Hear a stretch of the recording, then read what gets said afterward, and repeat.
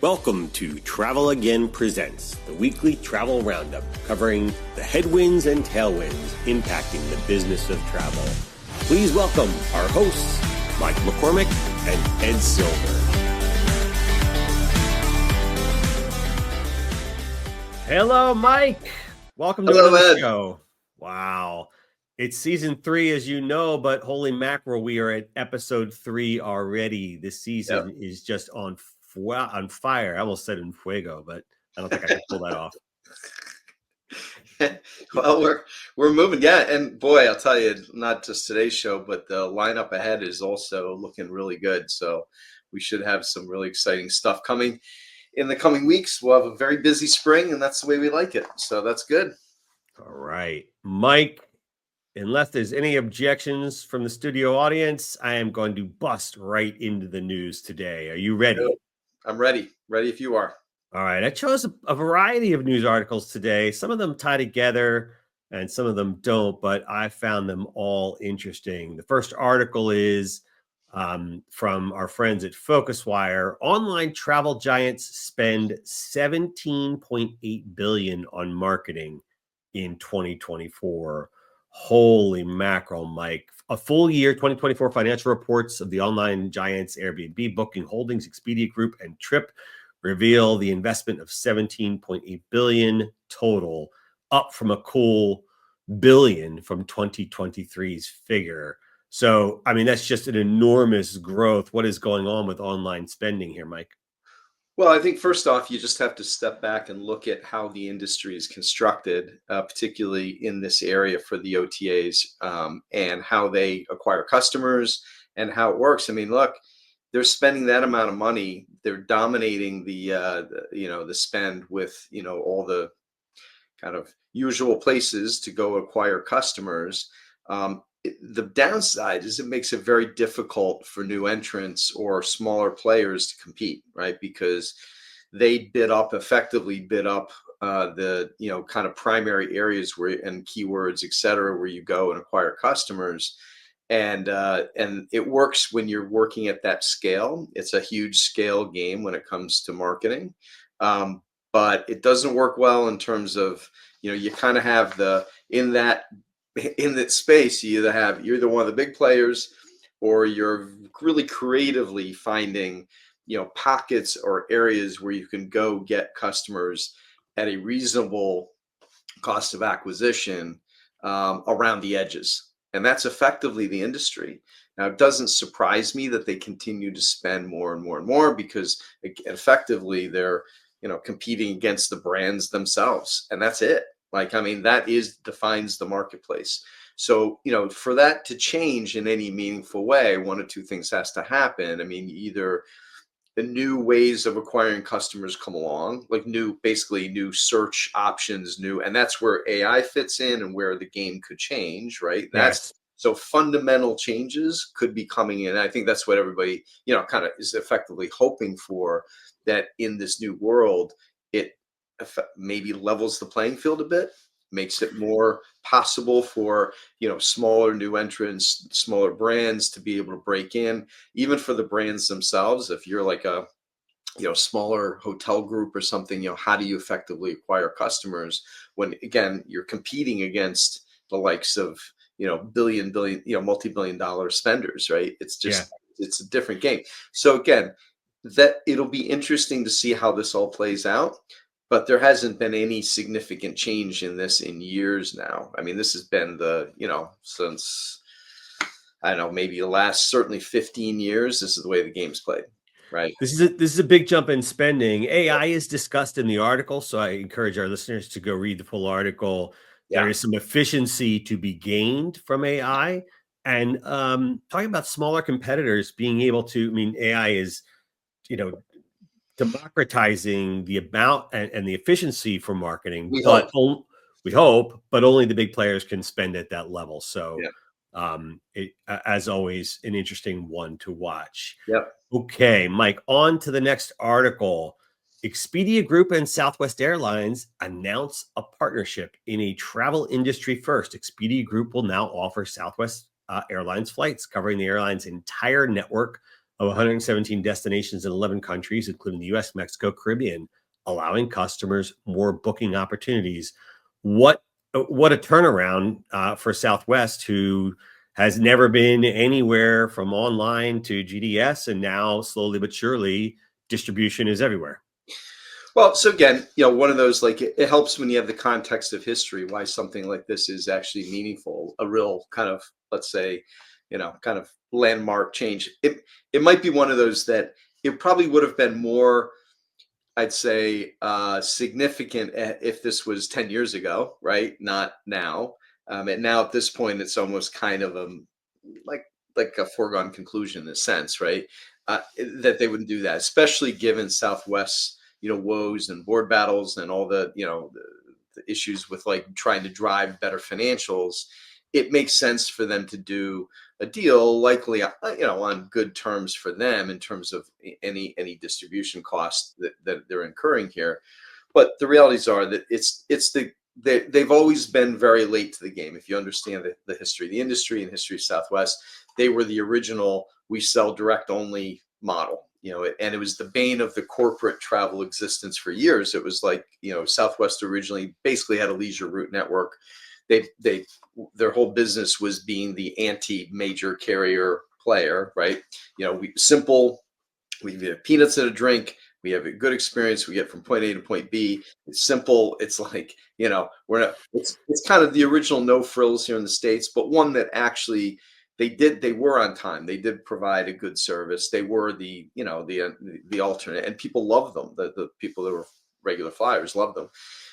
As they expanded their new route network, as they expanded what they did, they eventually had to go into the GDS because it was important, for corporate travel. That's where everything lives. So you need to be able to book there, at least be able to book, and then, capture the information necessary, et cetera, from the booking. Now, fast forward to working in the OTA world again, long time coming. Not a surprise given, again, the last year and a half of Southwest existence, right? And how they've kind of had to devote themselves to, making some changes, right? In terms of the product they're offering and now the way they distribute. So again, not a shocker at this stage, but it is still kind of a landmark change for through the industry insider folks who've been around this for a long time. It's like, oh, wow. Now Yep. we've really come full circle here. This is, Yep. yeah. Yep. Certainly struck me that way. So thanks for that context. Yeah. Okay.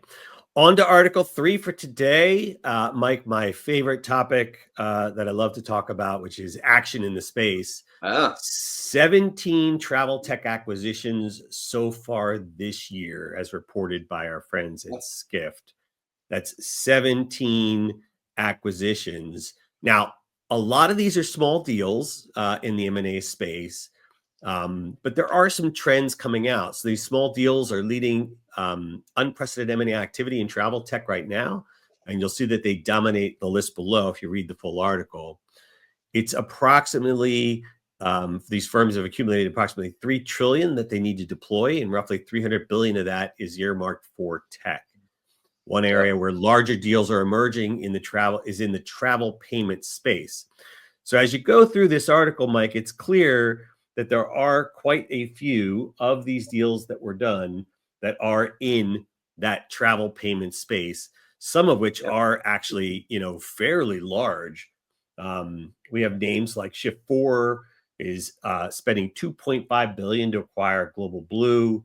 You have Flywire acquiring Certifi for $330 million. Home to Go is acquiring Interhome.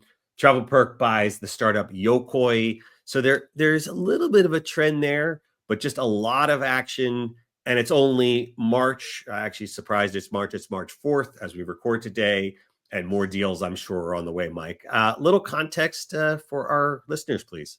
Well, a couple things. One is that, even for us as Travel and Advisory, we've been getting more and more involved in M&A activity as part of our practice. So we see, we're a little microcosm of the bigger industry in terms of the type of work we do and see. So it's not surprising, this article, right? Given a lot of our more recent activity in our business.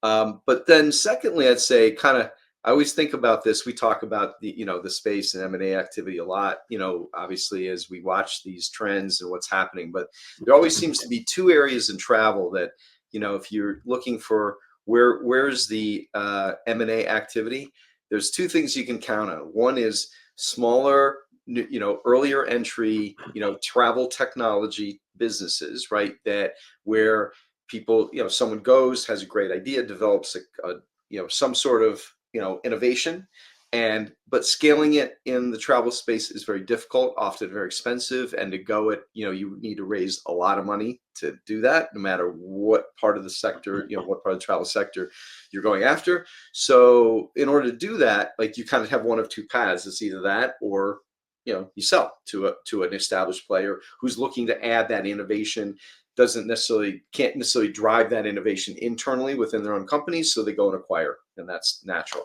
The other area that's always M&A activity, not on this list because it's not in the travel tech category, but it's the never-ending roll-up acquisition in the travel agency space.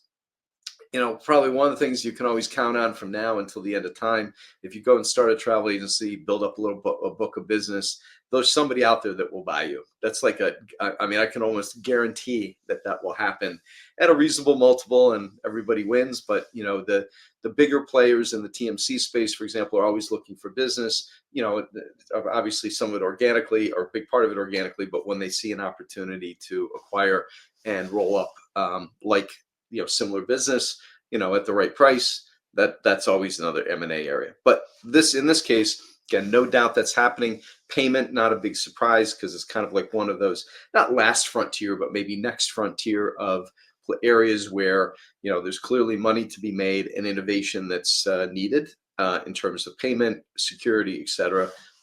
So here we are. Again, no shockers, but it should be a good year for M&A, I think, this year, despite kind of the political uncertainties and all the things happening in but when you kind of step aside from that and just look at the business and look at the next 12 to 18 months, I think the environment certainly seems ripe for M&A. There are some companies on this list that were just as acquisitive last year as it looks like they're going to be this year. Juniper Group continues their surge. They added another travel tech company. Muse completes its 12th acquisition in succession. And so there's some companies on here that are very acquisitive, ones to watch out for, because they're clearly on the hunt for good travel tech. So that's really interesting. Yep. Okay, thanks for that, Mike.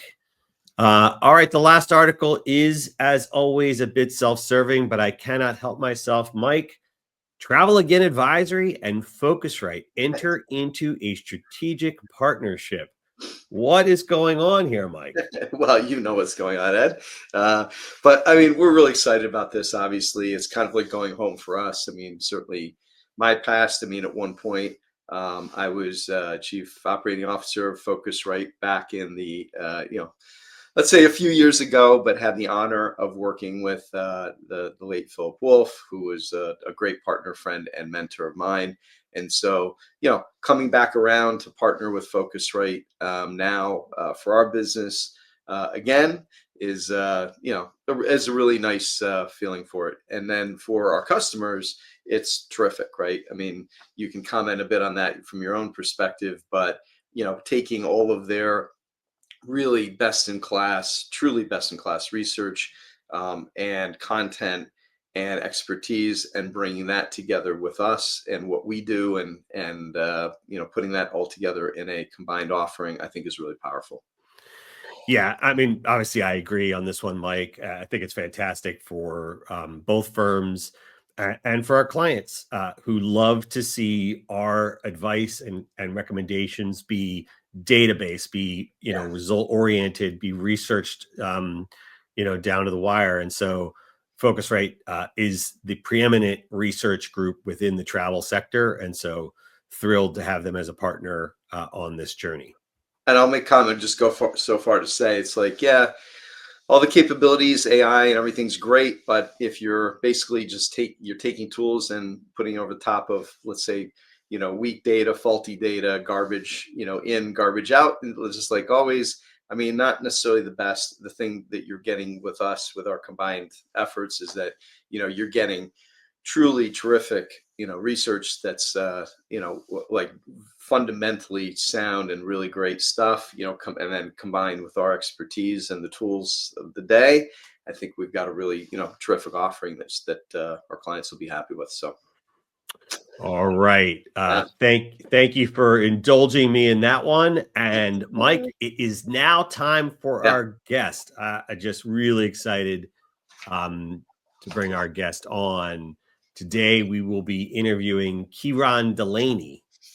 Ciaran has over 25 years experience in leadership roles in the travel and technology space. He is currently the founder and CEO of Hubli. He has worked in 5 countries covering destination, hotel, TMC, and online bookings. And as the founder of Hubli, he is the global leader in simple meetings technology. All right, Mike, please welcome to the stage, Ciaran Delaney. Ciaran, nice to see you. Hi guys, great to join you today. Good. Glad to have you aboard. And I was, as a fellow Irishman, we can talk.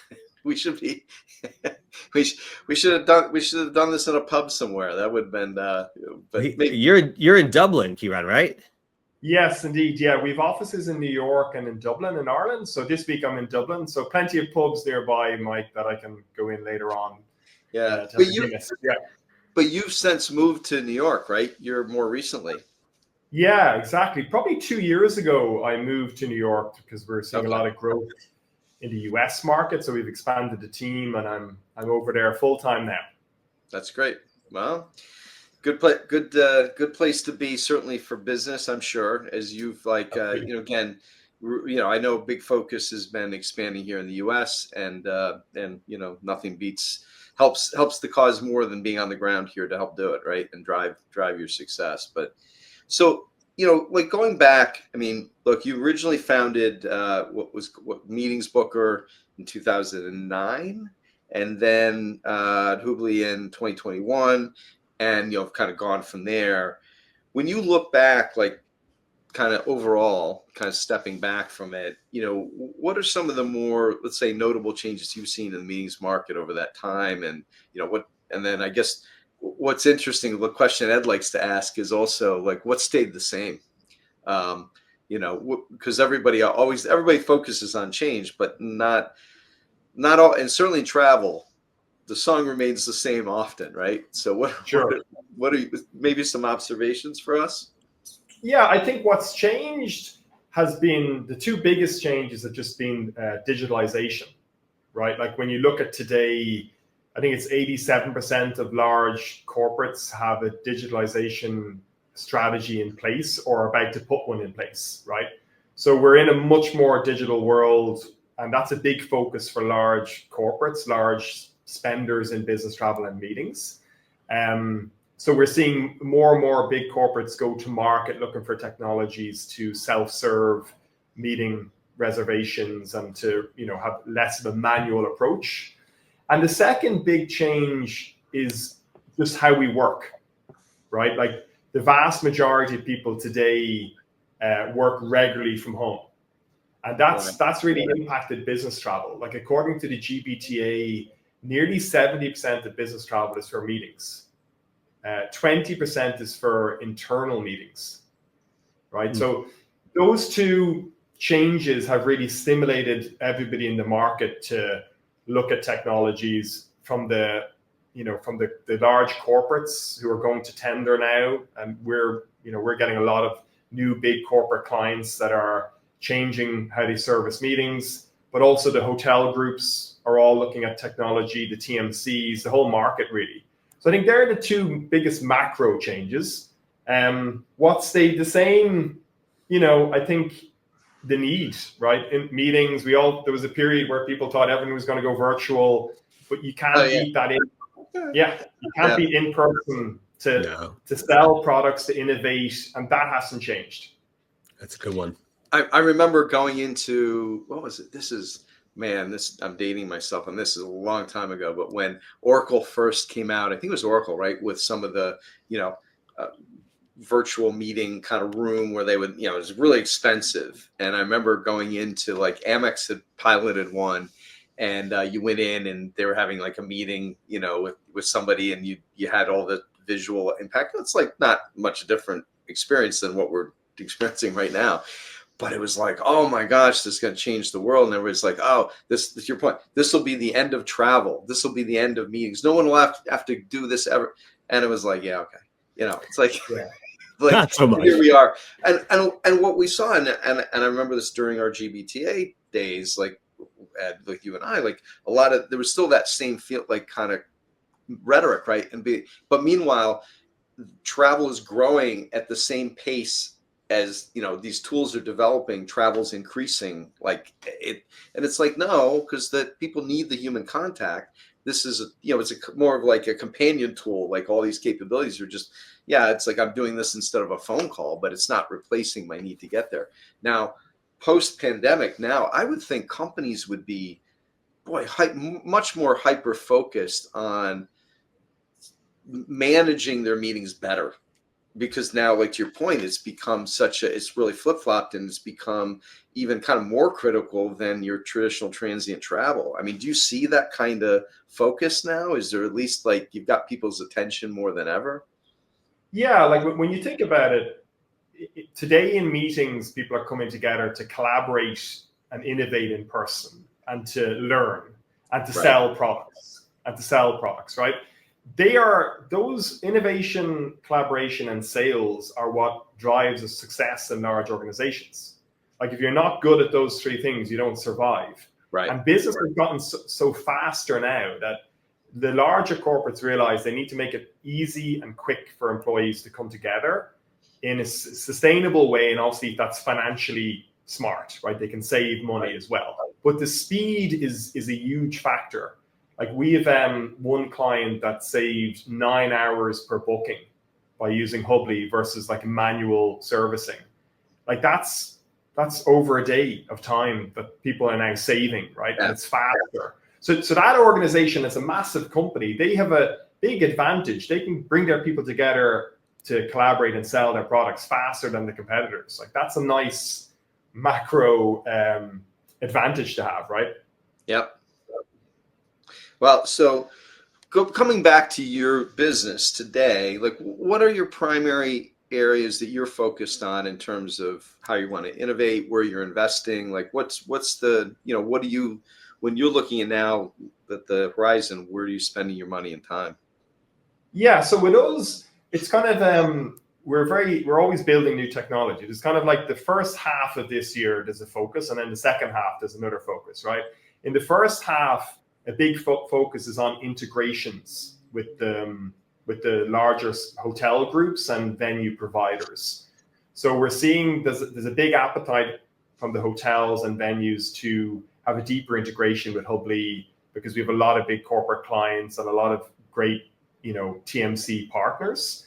Right. And again, they want digitalization as well. They want more of a faster solution and less time involved for their teams. So integrations with the bigger hotel groups, like we're going to increase our supply base by nearly 50% this year through a lot of big integrations with big players in the market.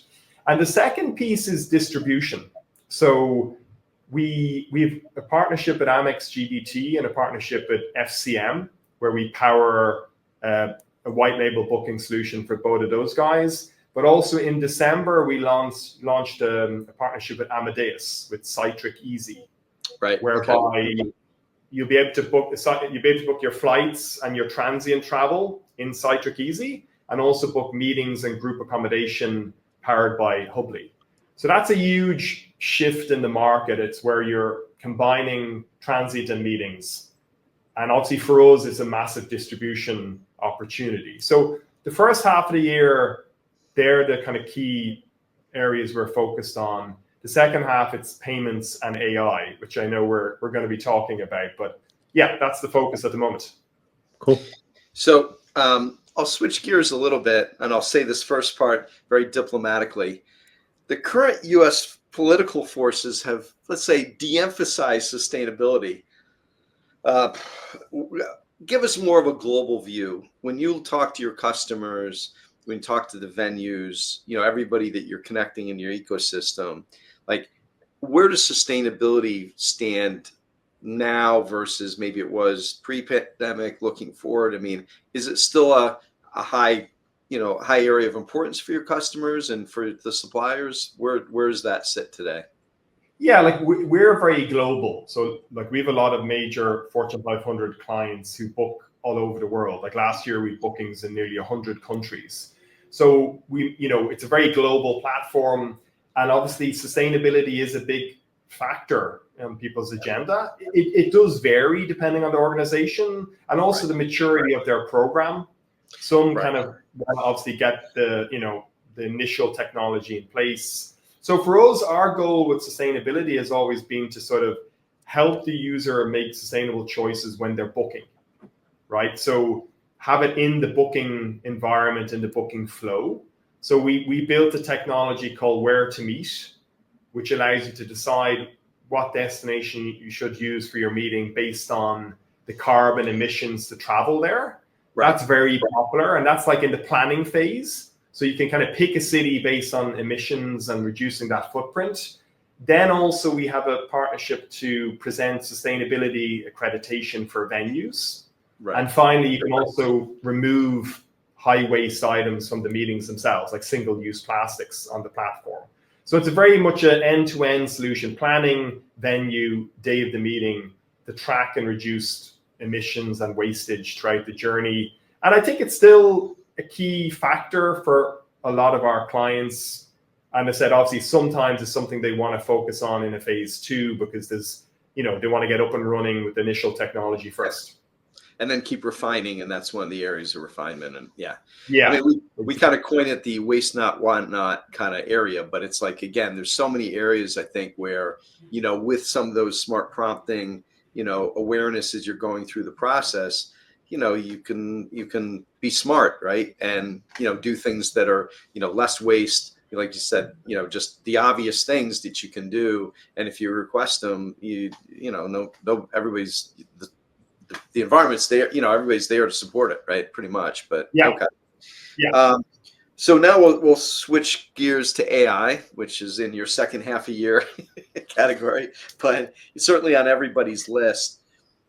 Like big picture, where do you see the big opportunities where AI meets meetings? Where do you see the let's say the biggest opportunities and maybe the most, the ones that you see right on the horizon coming up? Yeah, listen, it's going to transform everything, right? Not just travel and meetings, but every way we work. I think the big advantage is, I suppose, if you're a technology company that has a lot of data and you're sort of controlling and getting a lot of unique data, and then you also have the ability to build technology in a smart way, that's the perfect combination. And that's sort of where we sit. We've kind of built our booking environment from the ground up. So we have a lot of data points we can interact with and use AI to optimize.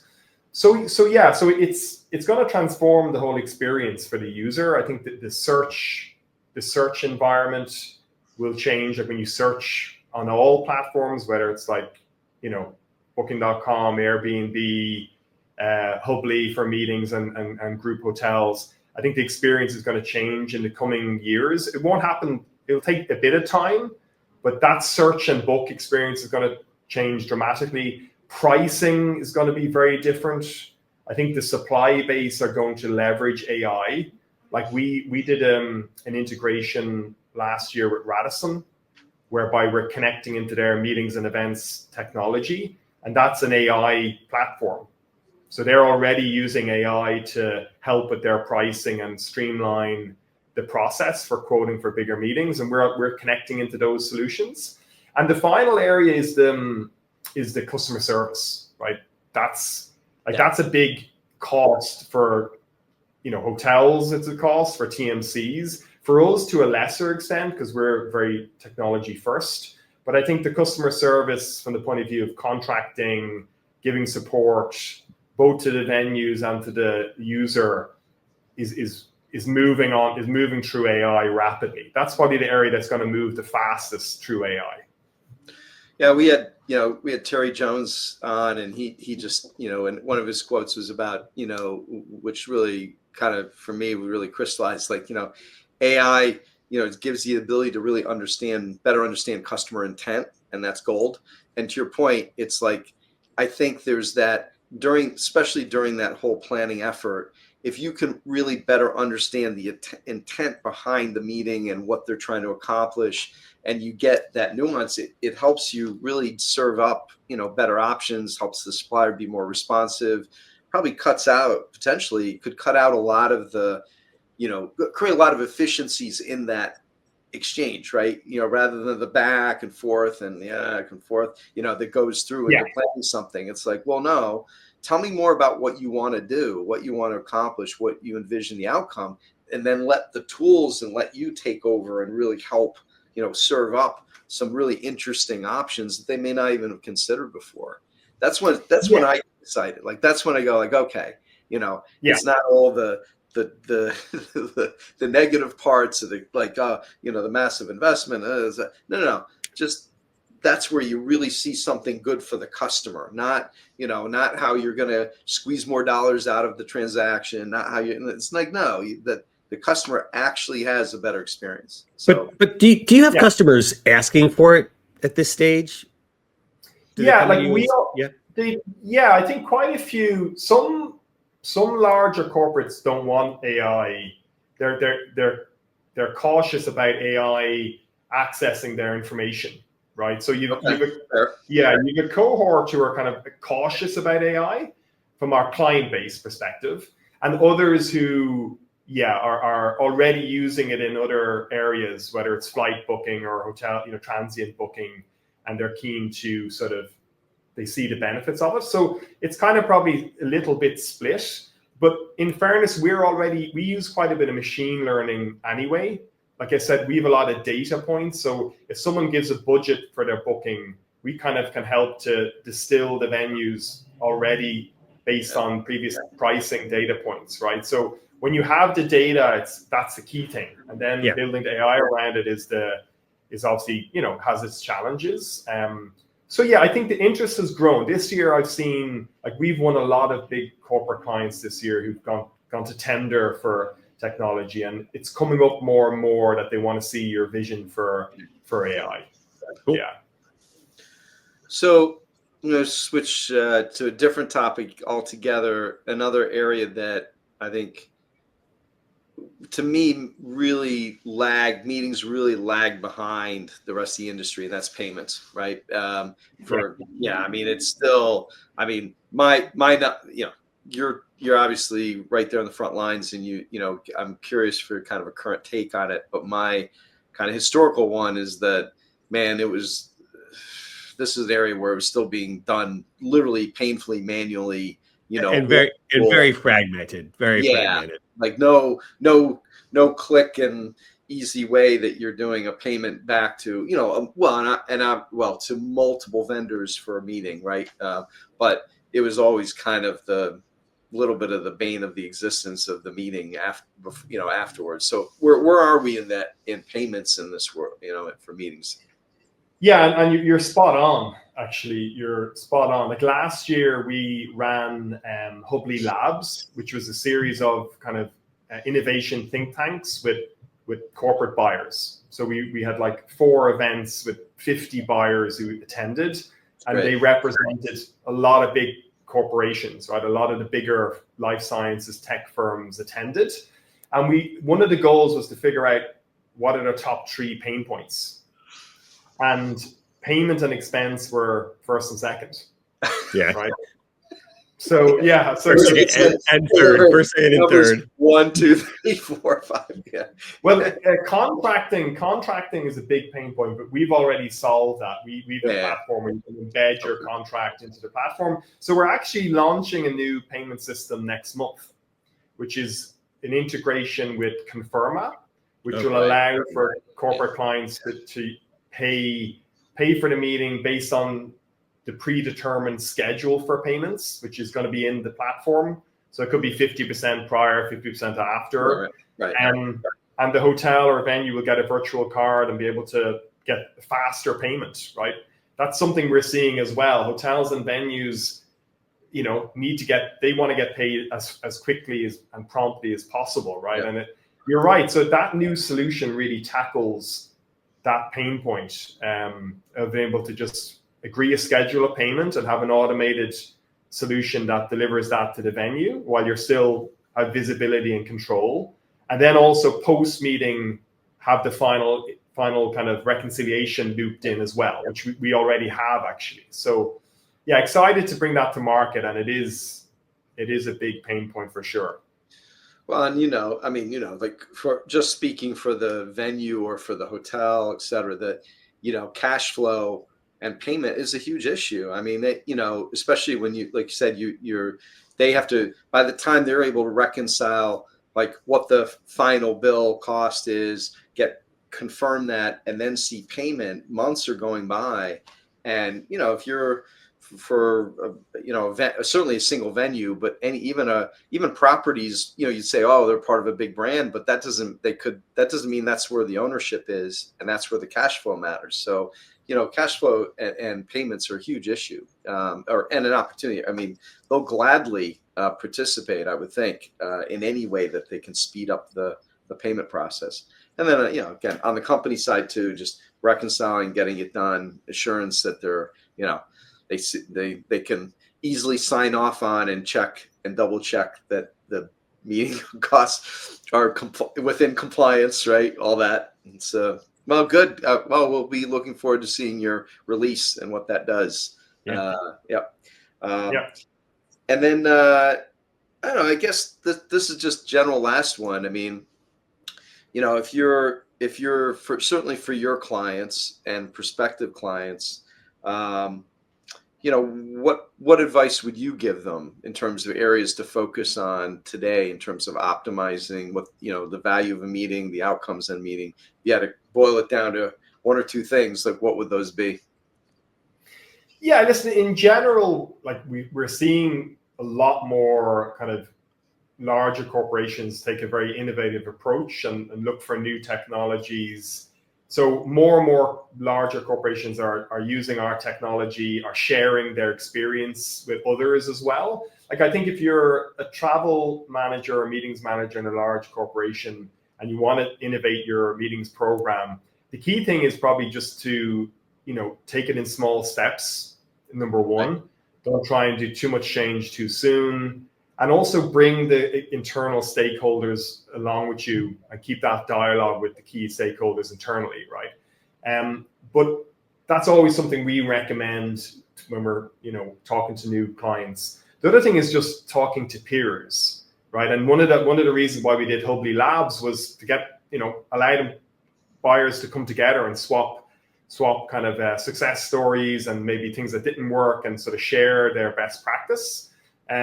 We also really try and work with our clients to do case studies. So actually on hubli.com, you can see a case study with BP who used those, and they've saved over 18% in their expenditure. ASML, who in their first 2 years had 10,000 meetings through Hubli and saved 9 hours per booking. So that's a lot of time saved. And we actually launched a new case study with Autodesk, who have saved 77% using internal meetings. So I think, the more people share their journey with others, it helps them, the newer, people coming along looking to innovate, to have some reference points to support their program internally in their organization. That's great. So we'll do our season 3 wrap-up question with you now. So we're all faced with real and perceived chaos in our personal and professional lives. Like, how do you cope with the chaos in your life? Yeah, listen, when you're a founder of a company, there's more chaos than anything else, and more challenges hitting you, because you're building something new, and building something new takes that learning experience and adjusting, and there's a lot of chaos and challenges. I'm kind of lucky, I think, that I tend to be quite calm in a chaos and also quite decisive. And I think they're always I think that's two good attributes, right? You just have to be calm, look at your options, and make a decision and kind of stick with it. But in general, I think whether you're a founder or or you're working in a company and you've got a busy, demanding role, I think just having balance is good, right? Being able to get out for a game of golf every odd weekend and spend time with your family and travel. I think having a good work-life balance is pretty important to de-stress, right? And to help you manage those challenges that always come along. And this too shall pass, as they say, right? Yeah. Give a little bit of perspective always helps. But well, great. Thank you for coming. Thank you for being on today and being our special guest. Thank you, Ciaran. Ciaran Delaney is founder and CEO of Hubli. Ciaran, it was wonderful to have you on the show. Thank you for your time. Thanks, guys. Appreciate it. Cheers. All right, Mike. Mike, we're going to try something new today for our listeners. We're going to do a post-game analysis, and I am going to bring on our head of meetings and events who knows way more about this area than I do or you do. Maybe combined. And do a little post-game here. So let's bring her on the stage. Please welcome Linda McNary. Linda, welcome to the show. Hello. Linda, I know you've been listening. Now, relax. Yeah, you can relax. I know you've been listening in the background. Give us your post-game analysis. What struck you the most about the interview today? What was your biggest takeaway? Yeah, a lot of things. A lot of great points were made. Good questions asked, and great responses given. The first thing that struck me, and in the spirit of full disclosure, I've known Ciaran for a long time. I followed Meetings Booker, and then the change to Hubli. And again, full disclosure, when I was leading technology at American Express Meetings and Events, and we were launching our white label solution, Meetings Booker at the time was selected as one of our partners for that.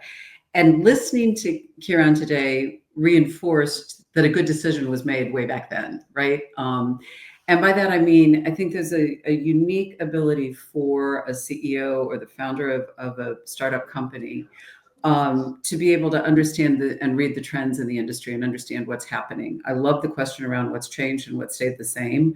I couldn't agree with him more that, digitalization and the change in the workforce and how we work has massively transformed our industry and what meetings and events look like. But at the same time, the answer that people need to meet. We talked about that in season 1 episode. The need to get together, to collaborate, to solve problems, to advance business objectives is still very much there.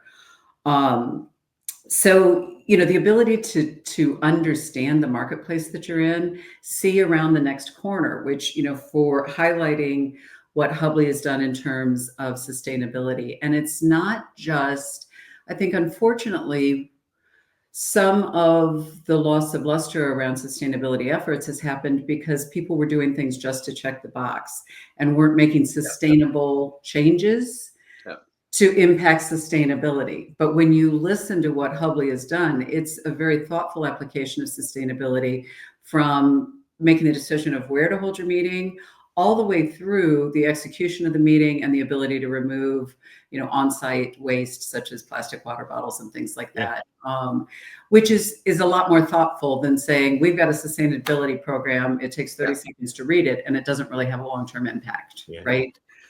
What about you, Mike? What was your biggest takeaway, Mike? Well, I mean, I think like some of it was just that I think it's come a long way.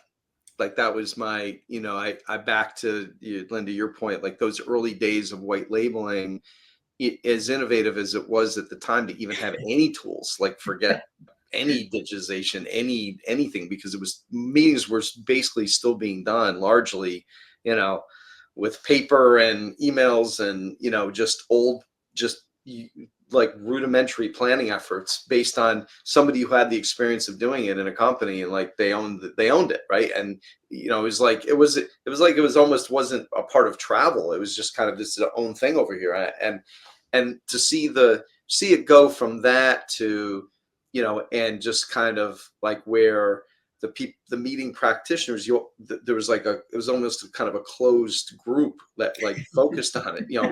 Literally, I mean, it was its own part of the industry. I mean, its own designations, its own everything. I mean, and its own and acronyms and everything, right? I mean, Right. and it always seemed puzzling to me. It was like, why? Like, and then now we're at a point where it feels much more integrated, more mainstream. I think, one of those consequences of the pandemic, just for what it is, but I think it changed travel patterns, but now meetings like it's the lines are blurred in a good way. Like now it's like the tools are being adapted, the capabilities, the things they're talking about doing, like within the areas of release and innovation stuff, focusing on the payments, etc. Like we're finally there where it's like, wow, this is stuff that is a lot has been done in the kind of transient travel part of it. Now this is catching up, and I think some of the like intent things where you can really get to the heart of like, why are you having that meeting? What do you want to accomplish? We talked a lot, like in your interview, about things where you can, you're rising up that hierarchy where you're really doing things like, hey, I want to be a producer of content at my meeting, and you can't do those things if you're still writing out checks for payment. I mean, it's just, there's no time. But now, like, that's what that does too. It allows like people to really be a lot more, the overused word strategic, but a lot more strategic about how they're approaching meetings in general. And that's exciting. It's exciting for the sector, right? Couldn't agree more. All right, you two, thank you for that post-game analysis. I appreciate it. I must admit, I am amazed how big that marketplace is. It just is incredible to see them growing at the pace they're growing, and the names of the companies he was using, really incredible. So great to see Hubli doing that. Folks, that is our show today. If you have a challenge in your business or want to better understand the chaotic world of travel, reach out to us at Travel Again Advisory. We are here to help. We help bring clarity to your business, now backed by Focusrite data and research. And we will see you back again here for our next show. Thanks, everyone. See you next time. See you next time.